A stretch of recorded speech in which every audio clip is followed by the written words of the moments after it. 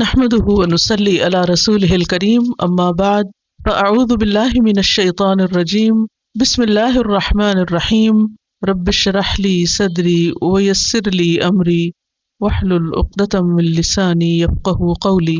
کل کے لیسن کا تھوڑا سا ریکیپ کر لیتے ہیں۔ سورۃ البقرہ، بسم اللہ الرحمن الرحیم، الف لام میم۔ الف لام میم کو کیا کہا جاتا ہے؟ حروف مقطعات۔ کیوں کہا جاتا ہے مقطعات؟ کیونکہ ان کو الگ الگ کر کے پڑھا جاتا ہے۔ قرآن مجید میں حروف مقطعات کچھ صورتوں کے شروع میں آئے ہیں۔ ان کا کیا معنی ہے؟ ان کے بارے میں کیا کہا جاتا ہے؟ کیونکہ یہ لفظ نہیں ہے، حرف ہیں، تو ان حروف کے معنی کیا ہے؟ ایک رائے یہ ہے کہ ان کے کوئی معنی نہیں ہے۔ دوسری رائے کیا ہے؟ معنی ہیں لیکن اللہ کو پتہ ہے۔ ایک رائے یہ ہے کہ الف سے مراد اللہ ہے، لام سے مراد جبریل ہے، اور میم سے مراد محمد صلی اللہ علیہ وسلم ہے، کہ اللہ نے یہ کلام بھیجا، جبریل علیہ السلام کے ذریعے آیا، محمد صلی اللہ علیہ وسلم پر اترا۔ بعض کا خیال یہ ہے کہ اس کے بارے میں خاموشی اختیار کی جائے، نہ یہ کہا جائے کہ اس کا کوئی معنی ہے اور نہ یہ کہا جائے کہ کوئی معنی نہیں ہے، بس جیسا ہے اس کو پڑھ لیا جائے اور اس سے آگے کچھ نہ کہا جائے۔ کچھ صورتوں کا حروف سے آغاز دراصل عربوں کو جو زبان کے ماہر تھے عاجز کرنے کے لیے بھی ہے کہ یہ قرآن حروف پر مشتمل ہے، تم بھی ان حروف کے استعمال سے ایسا کلام بنا کے لاؤ جو اس کے مقابل ہو، تو وہ اس طرح نہ کر سکے۔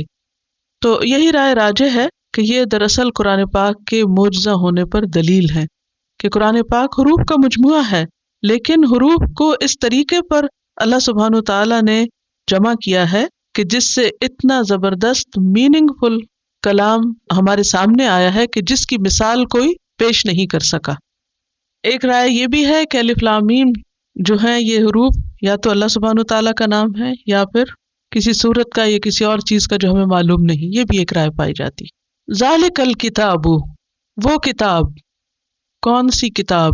الکتاب سے کیا مراد ہے؟ قرآن مجید۔ اس کو ذالکہ کیوں کہا گیا؟ وہ کیوں کہا گیا ہے؟ ذالکہ کا لفظی معنی ہوتا ہے وہ، اور وہ جب قریب کی چیز کے لیے، کیونکہ ابھی تو ہمارے سامنے ہے نا قرآن مجید، تو قریب کی چیز کے لیے جب اسم اشارہ بعید یعنی دور کا اشارہ استعمال کیا جائے تو وہ دراصل اس چیز کی عظمت، اہمیت اور بلندی کو نمایاں کرنے کے لیے ہوتا ہے۔ اور کتاب اور الکتاب میں کیا فرق ہے؟ کتاب کا مطلب ہے کوئی بھی کتاب، اور الکتاب خاص کتاب۔ تو کون سی خاص کتاب کی طرف اشارہ ہے؟ قرآن مجید۔ اور ذالکہ کیوں کہا گیا؟ اس خاص کتاب کی شان کیا ہے؟ کیا خصوصیت ہے اس کی؟ اس کتاب کی عظمت کیا ہے؟ کیا اہمیت ہے؟ یہ لوح محفوظ میں ہے، معزز کاتب فرشتوں کے ہاتھوں میں، بِأَیْدِی سَفَرَہ کِرَامٍ بَرَرَہ۔ یہ آیت کہاں پر آئی ہے؟ سورۃ عبسہ میں آئی ہے۔ لا ریبہ، نہیں کوئی شک۔ ریب کون سا شک ہوتا ہے؟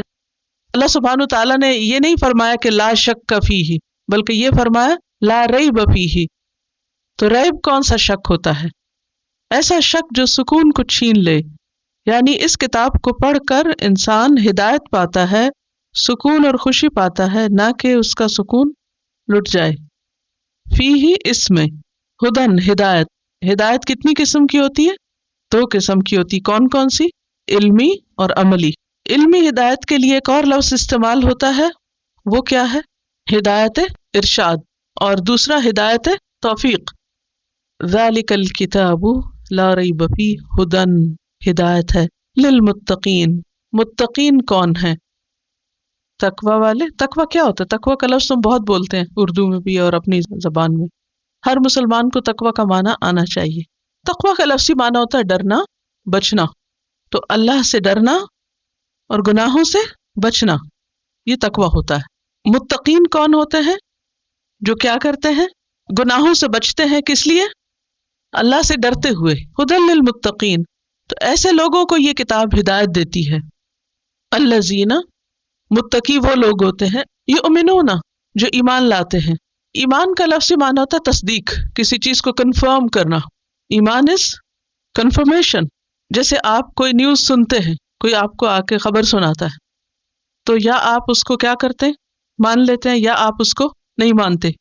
اگر آپ مان لیتے ہیں تو اس کا کیا مطلب ہے کہ آپ نے اس کو کنفرم کر دیا کہ دس از رائٹ. اور کنفرم کرنے کے لیے کیا ضروری ہوتا ہے کہ انسان کا دل بھی اس کو مانے، زبان سے بھی اس کا اقرار کرے، اور پھر اکارڈنگلی وہ عمل بھی کرے. الذین یؤمنون بالغیب، الغیب کیا چیز ہے؟ انسین، جیسے اللہ سبحانہ وتعالیٰ کی ذات، فرشتے اور جنت جہنم. تو غیب اور الغیب میں کیا فرق ہے؟ غیب کا مطلب ہے غائب چیزیں جو ہماری آنکھوں سے غائب ہے. عام غیب کا کیا مطلب ہے؟ جو غائب ہے، جو ہماری نظروں سے غائب ہے، اوجھل ہے. لیکن الغیب اور غیب میں کیا فرق ہے؟ الغیب وہ غائب چیزیں جن پر اللہ سبحانہ تعالیٰ نے ہمیں ایمان لانے کے لیے حکم دیا ہے. تو یؤمنون بالغیب، وہ لوگ متقی جو ہوتے ہیں ایسی چیزوں پر ایمان لے آتے ہیں، ان کو کنفرم کرتے ہیں. تو غیب پر ایمان لانا جو ہے اس کو اتنا اپریشیٹ کیوں کیا گیا ہے؟ جو چیز آپ کے سامنے ہے، بس میں آپ سے یہ کہوں کیا یہ قلم ہے یا یہ قلم ہے، تو آپ سب کہیں گے جی ہاں یہ قلم ہے. کیوں؟ کیونکہ آپ سب دیکھ رہے ہیں. تو اس میں کیا بڑی بات ہے کہ جو آپ دیکھ رہے ہیں اس میں ہاں ملا رہے ہیں. تو اصل کمال کیا ہے کہ اللہ سبحانہ وتعالیٰ پر اعتماد کرتے ہوئے ان چیزوں کو مان لیا جائے جو ماننے کے لیے کہا گیا ہے. کس پر اعتماد کرتے ہوئے؟ اللہ سبحانہ وتعالیٰ پر. اللہ تعالیٰ نے براہ راست ہمیں نہیں بتایا، لہٰذا ہمیں کس کے ذریعے بتایا؟ پیغمبر کے ذریعے بتایا. تو پیغمبر کو بھی ماننا ہوگا پھر. اور پھر پیغمبر اور اللہ کے درمیان کیا چیز تھی؟ فرشتے جبریل علیہ السلام، تو ان کو بھی ہمیں ماننا ہوگا. تو یہ ساری چیزیں پھر ایمان کے اندر شامل ہو جاتی ہیں. وَيُقِيمُونَ الصَّلَاةَ، اور نماز قائم کرتے ہیں. قائم کرنے کا لفظی معنی کیا ہوتا ہے؟ کسی لیٹی ہوئی چیز کو سب سے پہلے کھڑا کر دینا. جب کوئی چیز کھڑی ہو جاتی ہے تو اس کی اپنی اصلی حالت پوری نظر آنے لگتی ہے. مثلا اگر یہ قلم لیٹا ہوا ہے تو اس کا کچھ حصہ آپ پر واضح نہیں ہوگا، لیکن جب یہ کھڑا ہو گیا تو کیا ہوا؟ پوری طرح واضح ہو گیا. تو اسی طرح نماز قائم کرنے میں کچھ چیزیں آتی ہیں، اور وہ ہیں وہ شرائط اور وہ ارکان جن کو ادا کیے بغیر نماز نہیں ہوتی. کون کون سے ہیں وہ؟ نماز قائم کرنے کی شرائط کیا ہیں؟ پاک صاف ہونا، قبلہ رخ ہونا، وقت کی پابندی، جس طریقے سے رسول اللہ صلی اللہ علیہ وسلم نے اس کو ادا کیا اس طریقے پہ ادا کرنا، سجود اور رکوع وغیرہ اعتدال کے ساتھ کرنا. اعتدال کا مطلب کہ اطمینان کے ساتھ کرنا، خشوع و خضوع کے ساتھ ادا کرنا. اور اس میں مردوں کے لیے جماعت سے نماز ادا کرنا بھی اقامت صلاۃ کا حصہ ہے. اور پھر جماعت جب ہوتی ہے تو اس میں صفوں کی درستگی وہ بھی اقامت صلاۃ کا حصہ ہے. اور خواتین کے لیے کوئی خاص چیز، ویسے تو مردوں کے لیے بھی ہے، لیکن اقامت صلاۃ میں درست لباس پہننا بھی آتا ہے، ستر کی پابندی. بعض لوگ کہتے ہیں کہ کوئی فرق نہیں پڑتا، بس جیسے ہو، جس حال میں ہو ویسے ہی ادا کر لو. صلاۃ کا لفظی معنی دعا کا ہے، تو اس کا مطلب کوئی بھی دعا کر لیں ہم تو نماز قائم ہو جائے گی. تو صلاۃ اور الصلاۃ میں فرق ہے. الصلاۃ کیا ہوتی ہے؟ نبی صلی اللہ علیہ وسلم کے بتائے ہوئے طریقے کے مطابق اللہ کی عبادت کرنا. یقیمون الصلاۃ ومما، مما کا کیا مطلب ہے؟ اس میں سے جو. اس سے پتہ یہ چلتا ہے کہ جو کچھ اللہ نے ہمیں دیا ہے ضروری نہیں کہ سارا ہی ہم دے دیں. من ما کا کیا مطلب بنتا ہے؟ اس میں سے کچھ حصہ. کتنا؟ کس کس شکل میں ہمیں دینا ہوتا ہے؟ نمبر 1 زکوٰۃ واجبہ، نمبر 2 صدقات مستحبہ، نمبر 3 نفقات لازمہ. نفقات لازمہ میں کیا چیز آتی ہے؟ قرآن پر عمل ہو نہیں سکتا نا جب تک ہمیں یہ نہ پتا ہو کہ قرآن کیا کہہ رہا ہے. تو نفقات لازمہ اگر میں نے کہا ہے تو ہمیں پتا ہونا چاہیے کہ نفقات لازمہ کیا چیزیں، کیونکہ نہ تو وہ زکوٰۃ ہوتی ہے اور نہ وہ صدقہ ہوتا ہے. That is a duty. تو وہ کیا ڈیوٹی ہے ہمارے اوپر جسے ہمیں لازمی طور پر ادا کرنا ہوتا ہے؟ شادی کے موقع پر جو حق مہر ہے وہ نفقات لازمہ میں سے ہے، اسے لازمی دینا ہے. وہ معاف نہیں ہو سکتا جب تک بیوی معاف نہ کرے. اتنا اللہ نے آپ کو اختیار دیا ہے. اور اس کے علاوہ اور کیا؟ بیوی بچوں پر خرچ کرنا وہ بھی نفقات لازمہ سے. اسی طرح والدین پہ خرچ کرنا اور غریبوں وغیرہ کے اوپر جو خرچ کرنا وہ تو صدقات میں آتا ہے. ٹھیک ہے، رشتہ داروں پہ خرچ کرنا بھی صدقات ہی کا ایک حصہ ہے. باقی بہت ساری چیزیں صدقات میں آتی ہیں کہ جو لازم نہیں ہے کریں تو بہت ثواب ہے، اور اگر نہ کریں تو گناہگار نہیں انسان، اس طرح جس طرح کے نفقات لازمہ کو ادا نہ کرنا وہ ایک طرح ہمارے ذمے ہو جاتا ہے، جیسے قرض کی ادائیگی جو ہے۔ تھوڑی سی یقیمون الصلاۃ پہ آپ دیکھیے کہ کیا مراد ہے یقیمون الصلاۃ پہ۔ اس وقت تک تقویٰ کا ثبوت نہیں ہو سکتا جب تک اقامت صلاۃ نہیں ہوتی۔ حدیث میں منافق کی نماز کو مرغے کے ٹھونگ مارنے سے تشبیہ دی ہے کہ جیسے مرغا زمین پہ ٹھونگ مار کے اٹھا لیتا ہے، یہ بھی نماز کی ادائیگی کا طریقہ نہیں ہے۔ اور خشوع میں ہلنا جلنا بھی منع ہے، اور پوری طرح فوکس کرنا جو ہے وہ ضروری ہے اس پر۔ اب دیکھیے کہ بعض اوقات ہم اللہ کے قانون کو اپنے ہاتھ میں لینے لگتے ہیں۔ اگر کوئی کسی ملک کے قانون کو اپنے ہاتھ میں لینے لگے تو اس کو کیا کہتے ہیں؟ باغی۔ مثلا جو لوگ گاڑی چلا رہے ہوتے ہیں نا تو وہ ضرور تبصرہ کرتے ہیں، یہ جنہوں نے قانون بنایا نا کہ یہاں نہ مڑے اور ادھر نہیں، یہ بالکل ٹھیک نہیں ہے، ایسا نہیں ہونا چاہیے، تبصرہ کرتے رہتے ہیں۔ لیکن فالو کرتے ہیں یا نہیں کرتے ہیں نا؟ یہ تھوڑی کرتے ہیں نہیں دل چاہ رہا تو اپنی مرضی شروع کر دی۔ لیکن ایسا کیوں ہے کہ اللہ کے قانون کو ہم اپنے ہاتھ میں لے لیتے ہیں اور اپنی مرضی سے اس میں تبدیلیاں کر لیتے ہیں اور اپنی مرضی سے اس کو اپنے خواہش کے مطابق ڈھال لیتے ہیں، اور پھر ہم بہت زور زبردستی سے یہ بھی ثابت کرتے ہیں کہ ہم سے بڑا متقی پرہیزگار کوئی نہیں، اور وہ سب غلط ہیں جو ہمیں غلط کہیں۔ اگر اللہ سبحانہ وتعالیٰ دنیا میں نہیں پکڑتے، نہیں پوچھتے، تو اس کا یہ مطلب نہیں ہے کہ انسان جو چاہے کرتا چلا جائے۔ یقیمون الصلاۃ کا معنی یہ ہے کہ جس طریقے پر اللہ سبحانہ وتعالیٰ نے ادا کرنے کے لیے اس کو کہا ہے اس طریقے کی پابندی کی جائے، قبلے کے رخ کو فالو کیا جائے، طہارت کا پورا اہتمام کیا جائے، خشوع و خضوع سے کام لیا جائے، اپنا لباس بھی درست رکھا جائے، خصوصاً خواتین کے لیے ہاتھ اور چہرے کے علاوہ سارا جسم ڈھکا ہونا چاہیے، باریک لباس نہیں ہونا چاہیے۔ وَيُقِيمُونَ الصَّلَاةَ وَمِمَّا رَزَقْنَاهُمْ يُنْفِقُونَ۔ رزق کس چیز کو کہتے ہیں؟ رزق کیا ہوتا ہے؟ پروویژنز، کیا چیز؟ مثلاً ہر فائدہ مند چیز جو کسی بھی جاندار کو فائدہ دے، جسمانی ذہنی غذا کے طور پر۔ ينفقون کا لفظ نکلا ہے نفق سے، اس کا معنی کیا ہوتا ہے؟ سوراخ، ٹنل۔ انفاق کا معنی تو سوراخ کرنا، اور مراد اس سے کیا ہے؟ خرچ کرنا، نکالنا۔ نفق ٹنل کو بھی کہتے ہیں۔ ٹنل میں کیا ہوتا ہے؟ ایک طرف سے چیز آتی ہے، جیسے گاڑیاں ٹنل سے گزرتی ہیں تو کیسے ہوتا ہے؟ ایک سوراخ سے داخل ہوتی ہے اور دوسری طرف سے نکل جاتی ہے۔ تو رزق کا بھی یہی معاملہ ہے، مال کا بھی یہی ہے کہ ایک طرف سے آتا ہے اور دوسری طرف سے اس کو نکلنا ہوتا ہے۔ اور اگر کوئی ٹنل کے اندر گھس جائے اور وہاں سے نکلے ہی نہیں تو کیا ہوگا؟ دم گھٹ جائے گا، ہلاکت ہے۔ اسی طرح جو لوگ مال خرچ نہیں کرتے، صرف اس کو اپنے پاس ہی جمع کر کے رکھ لیتے ہیں، تو یہ بھی درست نہیں۔ والذین، اور وہ لوگ، یؤمنون، جو ایمان لاتے ہیں، بما انزل الیک، جو آپ کی طرف اتارا گیا۔ آپ سے مراد کون ہے یہاں؟ محمد صلی اللہ علیہ وسلم۔ کیا اتارا گیا؟ قرآن، اور قرآن کے علاوہ کیا کچھ اور بھی اتارا گیا تھا؟ وحی کی دو شکلیں تھیں، ایک تو قرآن کے الفاظ اور دوسرے حدیث رسول صلی اللہ علیہ وسلم کی شکل میں۔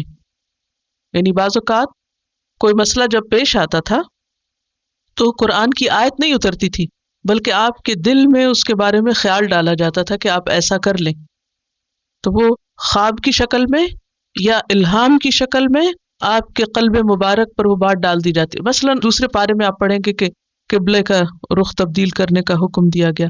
اس سے پہلے جب مکہ سے مدینہ میں مسلمان آئے تو حکم دیا گیا تھا کہ آپ بیت المقدس کی طرف منہ کریں، لیکن قرآن پاک میں کوئی آیت موجود نہیں ہے۔ لیکن مسلمان 16-17 مہینے تک دوسری طرف رخ کرتے رہے، تو یہ کہاں سے پتہ چلا اور کس نے کہا اور کیوں کیا؟ کیا نبی صلی اللہ علیہ وسلم نے اپنی مرضی سے ہی مدینہ آ کر قبلہ دوسری طرف کر لیا؟ نہیں، آپ کو وحی کے ذریعے بتایا گیا تھا، لیکن وہ وحی قرآن مجید میں نہیں لکھی ہوئی۔ اسی طرح کی اور بہت سی مثالیں ہیں کہ جس میں آپ صلی اللہ علیہ وسلم کو خواب کے ذریعے یا الہام کے ذریعے کچھ باتیں بتائی گئیں، لیکن وہ قرآن کی شکل میں نہیں تھی۔ یا اسی طرح قرآن کی جو وضاحت آپ کرتے تھے عملی شکل، مثلا نماز کا حکم ملتا ہے قرآن مجید میں، لیکن تفصیلات اس طرح نہیں ملتی کہ آپ کھڑے ہو کر کیسے پڑھیں، کیا پڑھیں، اور ہاتھ کتنے اٹھائیں، اور رکوع میں کیا پڑھیں، اور سجدے میں کیا پڑھیں، اور آپ اتحیات پڑھیں۔ کیا اتحیات قرآن مجید میں کہیں لکھا ہوا؟ نہیں لکھا ہوا۔ یہ ساری باتیں ہم کو کہاں سے پتہ چلی؟ حدیث سے پتہ چلی۔ تو ما انزل جو ہے یہ صرف قرآن نہیں ہے، ما انزل میں حدیث بھی شامل ہے۔ تو متقی کون ہوتا ہے؟ جو محمد صلی اللہ علیہ وسلم پر ایسا ایمان رکھے کہ جو کچھ انہوں نے ہمیں قرآن یا غیر قرآن کی شکل میں دیا اس کو وہ مان جائے۔ وما انزل من قبلک، اور جو آپ سے پہلے نازل کیا گیا۔ پہلے سے مراد کیا چیزیں ہیں؟ جو پچھلے پیغمبروں پر اترا، جیسے تورات، زبور، انجیل، اور صحیفے جو مختلف پیغمبروں پر اترے، جیسے ابراہیم علیہ السلام اور موسیٰ علیہ السلام کے صحیفوں کا ذکر بھی قرآن مجید میں موجود ہے، صحف ابراہیم و موسیٰ۔ وبالآخرۃ ہم یوقنون، اور آخرت پر وہ یقین رکھتے ہیں۔ آخرت کیا چیز ہے؟ آخرت کا لفظی معنی کیا ہے؟ آخر میں آنے والی۔ اس کو کیوں کہا گیا آخر میں آنے والی؟ مراد اس سے قیامت کا دن ہے، لیکن اس کو آخری دن کیوں کہا گیا؟ یہ ہر شخص کی دنیا کی زندگی کے آخر میں آئے گی، کیونکہ آخرت ایک تو وہ قیامت کا دن ہے خاص، لیکن ہر شخص کی قیامت اسی دن آ جاتی ہے جس دن اس کی موت واقع ہوتی۔ ہم یوقنون، وہ یقین رکھتے ہیں۔ یقین کیا چیز ہوتی ہے؟ فرم بلیو، علم کا کون سا درجہ ہوتا ہے؟ آخری درجہ، یعنی کسی چیز کے علم کا اور یقین کا پکا اور آخری درجہ، کہ اس کے بعد کوئی اور ڈگری نہیں ہے یقین کی۔ آخرت پر وہ یقین رکھتے ہیں۔ اس کا تقویٰ سے کیا تعلق ہے؟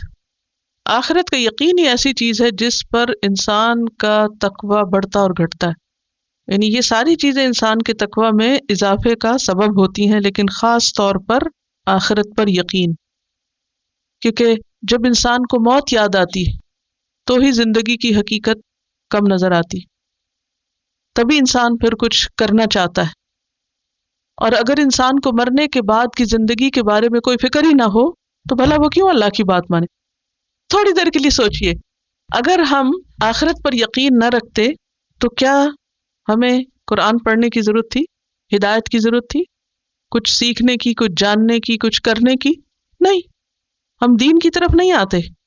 یہ آخرت پر یقین ہے جو ہمارے دل میں ڈر پیدا کرتا ہے، اور پھر ہم گناہوں سے بچنا چاہتے ہیں۔ جب گناہوں سے بچنا چاہتے ہیں تو پھر ہمیں ہدایت کی، صحیح رستے کی ضرورت محسوس ہوتی۔ پھر جب صحیح رستے کی ضرورت محسوس ہوتی ہے تو ہم کتاب کو پڑھنا چاہتے ہیں، ہدایت چاہتے ہیں۔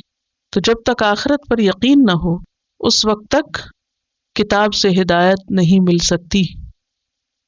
ھدی للمتقین، کون؟ وبالآخرۃ ہم یوقنون، اولئک علی ھدی من ربہم، یہی لوگ اپنے رب کی طرف سے آئی ہوئی ہدایت پر ہیں۔ کون؟ یہ متقین، ان متقین کو ہدایت مل جائے گی۔ وَأُولَئِكَ هُمُ الْمُفْلِحُونَ، اور یہی لوگ فلاح پانے والے ہیں، کامیاب ہونے والے ہیں، مفلح ہیں۔ فلاح کا کیا معنی ہوتا ہے؟ فلاح کا لفظی معنی ہوتا ہے کاٹنا اور چیرنا، محنت اور مشقت کی طرف اشارہ ہے۔ فلاح فارمر کو کہتے ہیں۔ کیا کرتا ہے فارمر؟ زمین کو کاٹتا، چیرتا، پھاڑتا ہے، بیج بوتا ہے، محنت کرتا ہے، پانی لگاتا ہے، راتوں کو دن کو جاگتا ہے، دھوپ میں کام کرتا ہے، دیکھ بھال کرتا ہے، وقت کا بہت پابند ہوتا ہے۔ اسے پتا ہوتا ہے کہ اب مثلا گندم اگانے کا موسم ہے، آپ دیکھیں کہ وہ ضرورت سے زیادہ پانی نہیں ڈالے گا، ڈالتے ہیں پانی؟ ضرورت سے زیادہ اس میں کھاد نہیں ڈالتے، پانی دینا بھولتے نہیں بھولتے، فرٹیلائزر کا اہتمام کرنا ہے، اور کیڑوں سے بچانا ہے، اور جو غیر ضروری قسم کے پودے نکل آتے ہیں ان کو نکال کے باہر پھینکتے کہ ہمیں آپ کی ضرورت نہیں ہے۔ اور کیا کرتے ہیں؟ کوے وغیرہ سے بچاتے ہیں، بارش کا بھی انتظار کرتے ہیں۔ سرٹن ٹائپ آف پلانٹس اور ٹریز ہوتے ہیں جن کو ونٹر میں بوریاں پہنا دیتے ہیں اور کور کر دیتے ہیں ورنہ وہ خراب ہو جائیں۔ اور کیا کرتے ہیں؟ پور نکلنے کا انتظار کرتے ہیں، اور پھلدار ہو تو پھل نکلنے کا انتظار کرتے ہیں، اور نکل جائے تو پھر کیا کرتے ہیں؟ پھل وقت پر اس کو کاٹتے بھی ہیں۔ فکر ہوتی؟ سب سے زیادہ کیا ہوتا ہے سارے عمل میں، اول سے آخر تک؟ فکر، دھیان، پورا دل اٹکا رہتا ہے نا اس چیز کی طرف۔ جب جا کر آپ کو کچھ حاصل ہوتا ہے تو بالکل اسی طرح متقی شخص غافل انسان نہیں ہوتا، بے خبر نہیں ہوتا، بے فکری زندگی نہیں گزار سکتا۔ اس کا دل دماغ جاگتا رہتا ہے، اسے آخرت کی فکر ہوتی ہے، اسے حساب کتاب کی فکر ہوتی ہے، وہ مسلسل الرٹ رہتا ہے، وہ کسی دن آف ڈیوٹی نہیں ہوتا۔ اب دیکھیے کبھی ایسا بھی ہوتا ہے نا کہ آپ کو اچانک سمر میں پھر کہیں جانا ہوتا ہے، کوئی ٹریولنگ ہوتی ہے کچھ، پھر آپ کیا کہہ کے جاتے ہیں، کیا کر کے جاتے ہیں؟